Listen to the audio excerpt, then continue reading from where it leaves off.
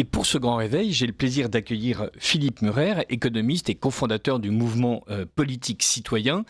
Philippe Murer, juste avant qu'on ne parle de Donald Trump, d'abord rappelons une première chose, c'est que tous les boomers, évidemment, n'ont pas voté Macron et que nombreux sont les auditeurs de Radio Courtoisie qui rentrent dans cette catégorie et qui ont toujours bien voté, c'est-à-dire contre le bloc central, contre Horizon, contre le Modem et contre tous ceux qui ont ruiné la France.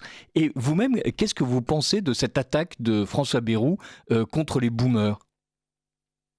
En fait, c'est comme d'habitude, le gouvernement Macron, les macronistes se sont attaqués aux chômeurs, qui étaient des fainéants alors qu'il y a 7 millions de personnes à Pôle emploi. Maintenant, c'est aux boomers qui ont trop de retraites, alors qu'il y a une grosse partie des gens qui ont des retraites en dessous du SMIC, hein. Une partie très importante des gens, en faisant croire que tous les boomers avaient des retraites magiques, etc., qui devaient être sacrifiées.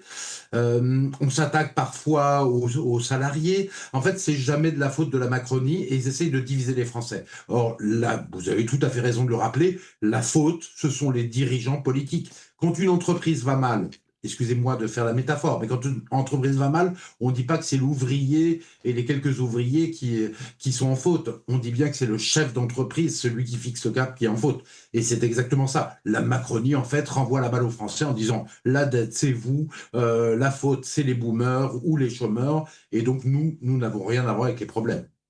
Voilà. Alors, bon, voilà, ceci posé, maintenant parlons d'une des grandes réussites de la Macronie, cette négociation admirable entre les États-Unis et l'Union européenne, donc où Ursula von der Leyen, soutenue par Emmanuel Macron, et toutes les troupes de Renaissance, donc, a réussi à faire la pire des négociations possibles. Même Thierry Breton, qui a été un commissaire absolument désastreux lorsqu'il était à la Commission européenne, a souligné que le Mexique, une fois qu'on pondère les droits de douane à une augmentation de ces droits de douane de 1,5%, que le Canada, deuxième partenaire économique des États-Unis, lorsqu'on pondère les droits de douane à des droits de douane de 4,8%, et que l'Europe, l'Union européenne, a tellement eu peur de négocier, alors qu'elle était dans une position bien supérieure à celle du Mexique et du Canada, à des droits de douane pondérés de 15,7%.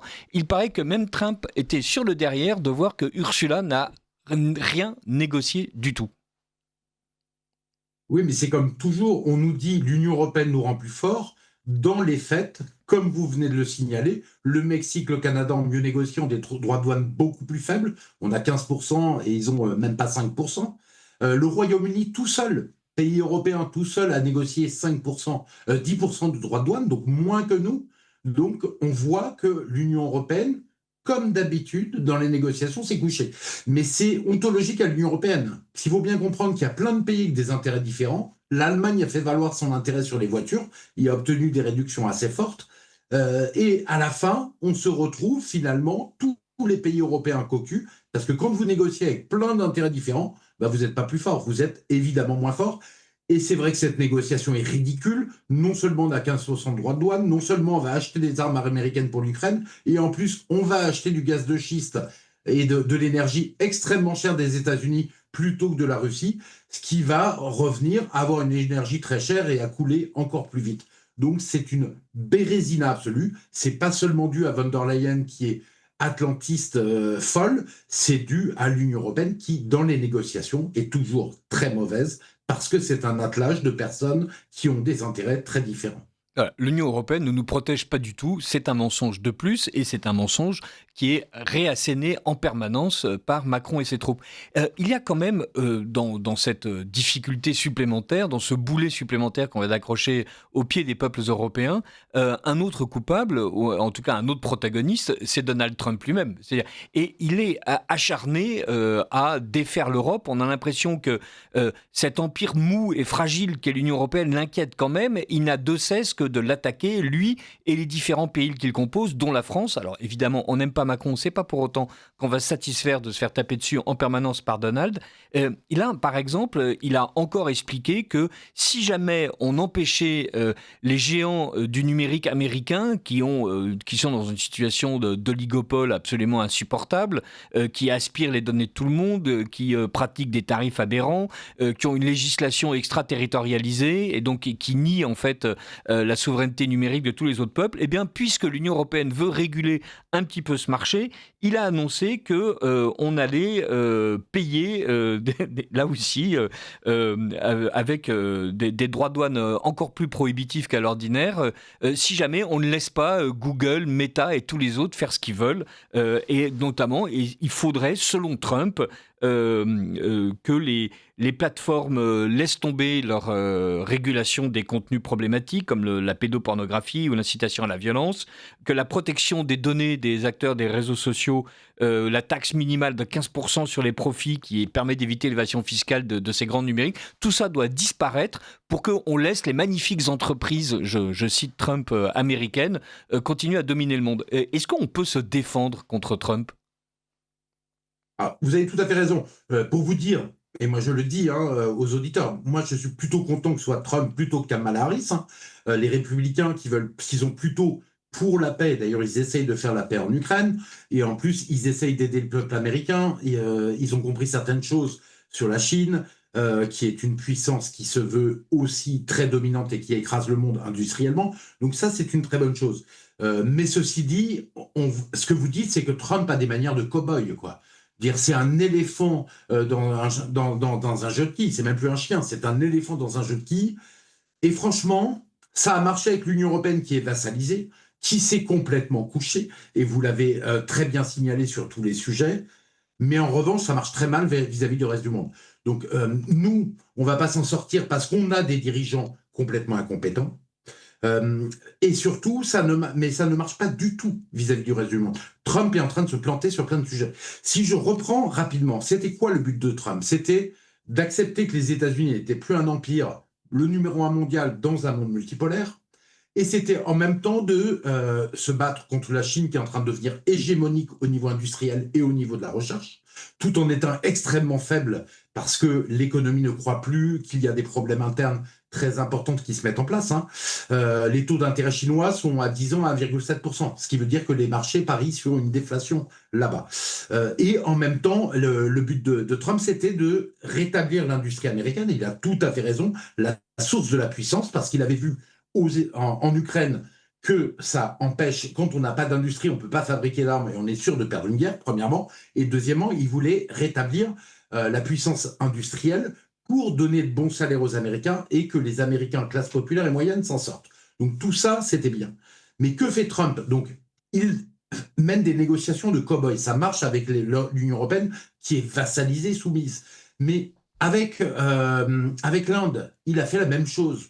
Il a dit, maintenant, vous arrêtez d'acheter du pétrole à la Russie, sinon, on va vous mettre des droits de douane forts. Il a mis des droits de douane à 50%, mais c'est complètement contraire à ses intérêts. Parce que le but géopolitique, c'était de casser les BRICS pour affaiblir la Chine, d'avoir des bonnes relations avec l'Inde et avec la Russie. Mais là, Modi ne veut pas le prendre au téléphone. L'Inde ne veut plus prendre au téléphone Trump. Et de toute manière, pour les 70 milliards qu'ils exportent aux États-Unis par rapport à leur PIB de 3 000 milliards, c'est pas un problème. Et l'Inde ne va pas se faire fouler aux pieds.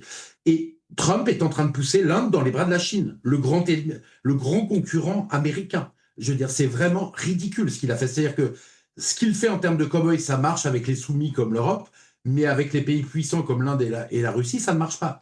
La Russie, Poutine est un occidentaliste. Poutine sait que la Chine est un danger pour lui à long terme. Il préférait avoir de bonnes relations avec l'Occident. Mais pareil, Poutine va aller dans une réunion avec la Chine et l'Inde en grande pompe à la fin du mois. Et même s'ils ont fait leur réunion en Alaska, évidemment que Poutine, quand il voit que Trump dit, bon, bah, si vous achetez du pétrole russe à l'Inde, je vais vous taxer de façon phénoménale et je le fais, évidemment que c'est très très mal joué vis-à-vis de Poutine et vis-à-vis de la Russie pour la détacher un peu de la Chine et pouvoir rééquilibrer en fait la relation et casser les BRICS, quoi. Donc je pense que c'est quand même un vrai fiasco diplomatique ce qu'est en train de faire Trump.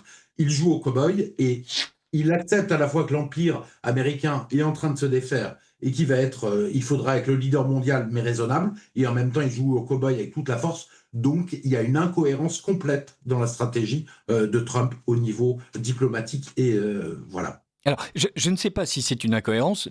Philippe Murer, donc je rappelle que je reçois Philippe Murer, cofondateur du mouvement politique citoyen, pour parler des armes politiques que nous pourrions avoir contre Trump, avant de recevoir Philippe Olivier, qui nous parlera, lui, du RN, tout à l'heure, à 7h25.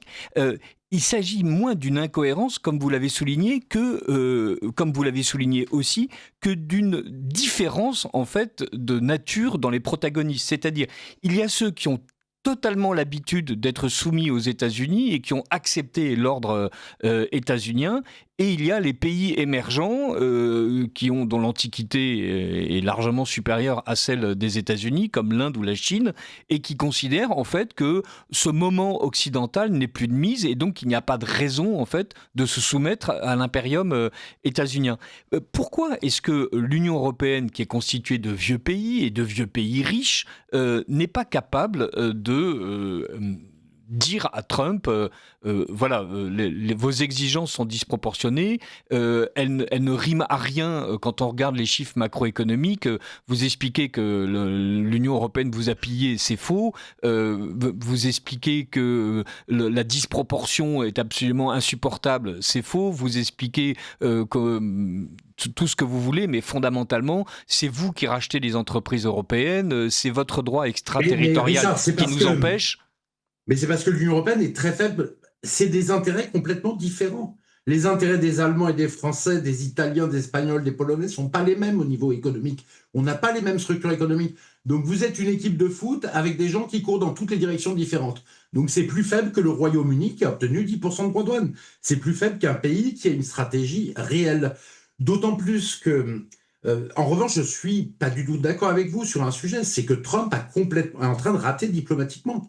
Parce que son but, c'est de casser les briques et il les jette dans les bras l'un de l'autre. Alors ça, votre démonstration était remarquable et là, on va attendre avec oui, d'accord. Avec curiosité. Il a mal évalué ses forces, si vous voulez. Il a mal évalué ses forces. Par rapport à l'Union européenne, ça fonctionne. Par rapport aux autres grands pays, ça ne fonctionne absolument pas. Est-ce que l'Union européenne sera capable de faire mieux à l'avenir et de se battre à l'avenir pour défendre ses intérêts? Mais bien sûr que non.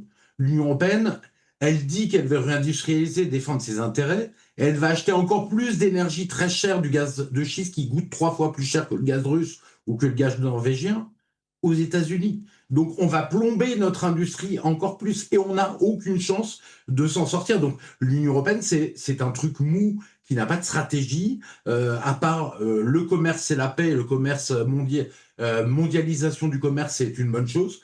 Et donc elle est prise complètement à contre-pied. Son idéologie, en plus, ne marche pas, puisque tous les pays, maintenant, sont dans une forme de démondialisation pour réindustrialiser. Et donc, on est dans une incapacité à résister qui va durer longtemps. Si la France était toute seule, je vais vous dire, Richard, la France aurait été toute seule, qu'est-ce qu'elle aurait fait? Elle aurait pu négocier avec Trump beaucoup mieux, parce que premièrement, on a un léger déséquilibre commercial avec les États-Unis. On a un tout petit excédent, un tout petit déficit année après année. Il nous reste juste 15 secondes. 15 secondes. Donc en fait, la France s'en serait bien sortie avec Trump et aurait pu avoir des droits de douane comme le Royaume-Uni de 10% et donc s'en sortir beaucoup mieux et défendre ses intérêts comme les autres pays. L'Union européenne, c'est effectivement celle qui a le moins bien défendu les intérêts, en fait, et donc l'Union européenne nous rend plus forts. Le slogan est stupide, on le savait, mais maintenant on en a la preuve ultime. L'Union européenne ne fait pas la force. Merci beaucoup Philippe Murer et à très bientôt sur Radio Courtoisie.